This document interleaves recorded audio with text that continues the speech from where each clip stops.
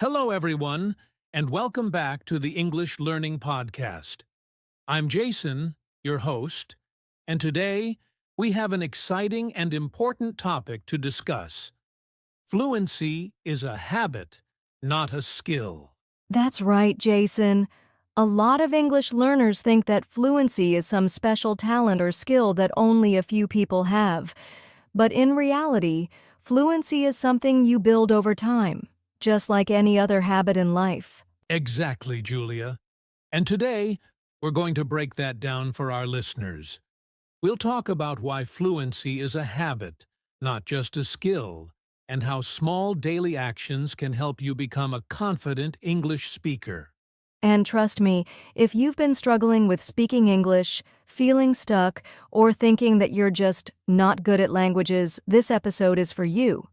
By the end of this podcast, you'll understand how to turn English into a natural part of your daily life. So, if you're ready to build fluency, just like you build any other habit, let's get started.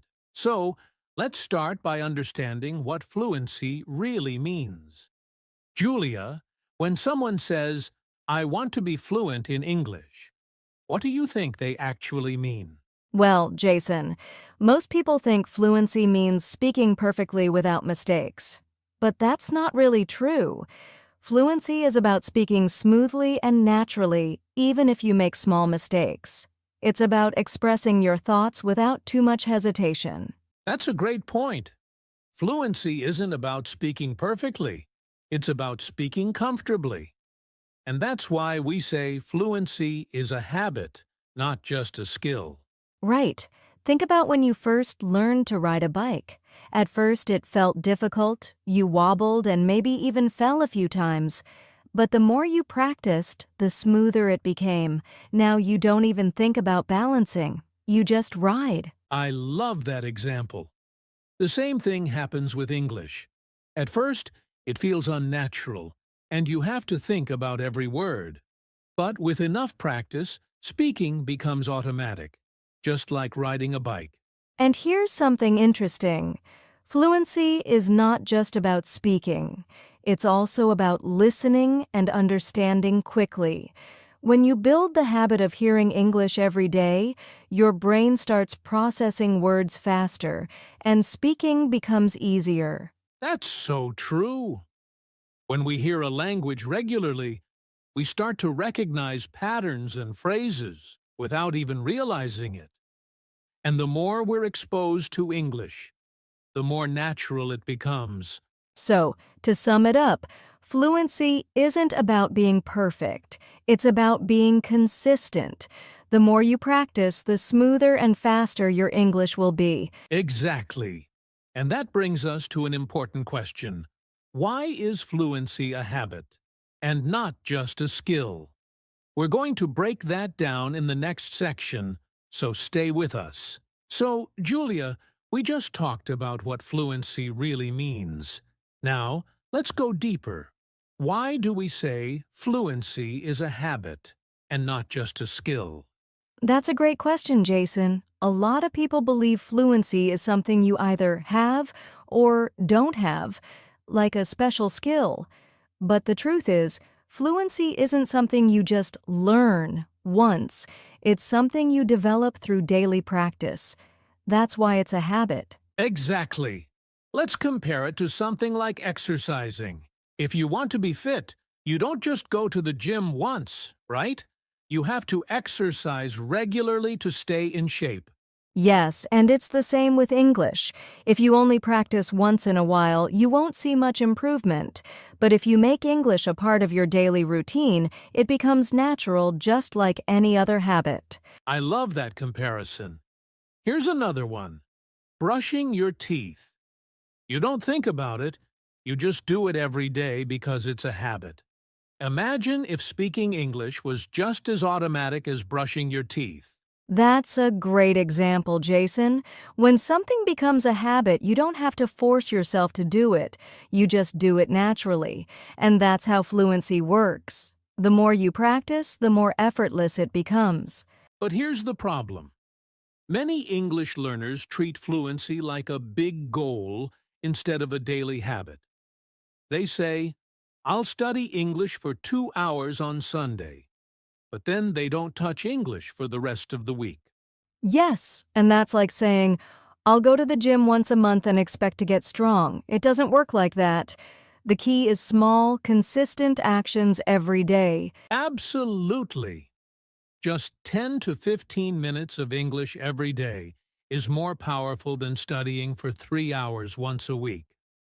Why? Because habits create automatic responses. The more you repeat something, the easier it gets. And here's the best part. Once speaking English becomes a habit, you don't have to think so much. It just flows. You don't stop to translate in your head, and you start speaking more naturally. That's the goal, right? Speaking without stress. And that's why, in the next part, we're going to talk about how small daily actions can help you build fluency step by step. So, Julia, we've talked about how fluency is a habit, not just a skill. But I think some of our listeners might be wondering, okay, but how do I actually build this habit? That's a great question, Jason. And the answer is simple, small daily actions. You don't need to study for hours every day. Just 10 to 15 minutes of practice daily can make a huge difference over time. Exactly. A lot of people think they need a perfect study plan or expensive courses. But the truth is, small, consistent actions are more powerful than big, irregular efforts. Yes, let's give our listeners some practical, easy ways to build an English habit. Jason, what's the first small action they can take? All right, here's one: think in English. You don't need a partner. You don't need a class. Just start describing your day in English in your mind. Like, I'm making coffee. I need to leave in 5 minutes. This simple habit will train your brain to use English naturally. Oh, I love that one. And here's another speak to yourself. It might feel strange at first, but just talk out loud about anything. Your plans, how your day was, or even what you see around you. The more you speak, the more comfortable you become. That's a great tip. And if you want to take it one step further, record your voice. Just talk for 1 minute about your day and listen to yourself. You'll notice your progress over time. Yes. And let's not forget about listening habits. Instead of just listening to English once in a while, make it part of your daily routine. Listen to a podcast while walking, watch a short English video while eating, or play English music while driving. Exactly. The more your brain absorbs English, the easier it will be to speak. And here's a fun habit: change your phone language to English. That way, every time you use your phone, you're interacting with English. Oh, that's such a smart idea. Another simple habit is reading aloud even just 5 minutes a day. It helps your pronunciation and makes you more confident in speaking. These are all small actions, but together they create big results. The key is daily repetition. Even if you only practice for 10 minutes, it will add up over time. Yes. And here's the best part. These small habits don't feel like studying. They just become part of your life. That's when fluency really starts to happen. Exactly. And speaking of confidence, in the next part, we'll talk about something that stops a lot of learners from speaking: fear of making mistakes. Stay with us. So, Julia, we've talked about small daily actions to build fluency. But there's one big challenge many English learners face: fear of speaking. Have you seen this happen with learners? Oh, absolutely, Jason. Many learners know a lot of English, but when it's time to speak, they freeze. They worry about making mistakes, sounding funny, or being judged. Yes. And the truth is, mistakes are part of learning. No one speaks perfectly all the time, not even native speakers. That's so true. Even native speakers pause, correct themselves, and use fillers like, and you know. So it's completely normal to make small mistakes when learning. Exactly. And here's an important mindset shift: mistakes don't make you look bad. They actually show that you're learning. Yes. Think about a baby learning to walk. They fall many times, but no one laughs at them. We cheer for them. The same should happen when learning a language. That's a great example, Julia. And another thing, most people don't care if you make mistakes. They just want to understand what you're saying. Right. And confidence doesn't come from speaking perfectly. It comes from speaking despite the mistakes. The more you practice, the less fear you'll have. So, what can learners do to overcome their fear of speaking? One simple trick is to start small. Instead of worrying about full conversations, just practice one sentence at a time. Even saying, "How's your day?" to a stranger can build confidence. That's a great tip. And another one, speak with yourself first. If you feel shy, practice alone. Once you get comfortable, you'll feel more confident speaking with others. Yes, and lastly, focus on communication, not perfection. The goal is to be understood, not to be perfect. If you keep speaking, fluency will come naturally. That's a powerful reminder, Julia. And in the next part, we'll discuss how building an English-speaking environment can make fluency easier.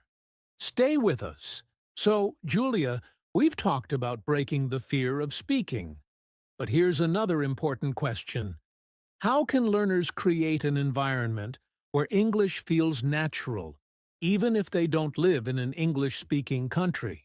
That's a great question, Jason. And the good news is you don't need to live in an English-speaking country to surround yourself with English. You can create your own English environment anywhere. Exactly. And one simple way is to change your digital world to English. Set your phone, apps, and social media to English so you see and interact with the language daily. Yes, and another powerful habit, follow English content creators. Watch YouTube videos, listen to podcasts, and read posts from native speakers. The more you expose yourself to real English, the more natural it becomes. Great tip. And here's another one, find an English-speaking buddy. It could be a friend, a language partner online, or even a community on social media where you can practice regularly. Yes, and if you don't have a partner, don't worry. You can join online forums, comment on English posts, or even write daily journal entries in English. These small changes make a huge difference. The more you surround yourself with English, the faster you'll develop fluency. Absolutely.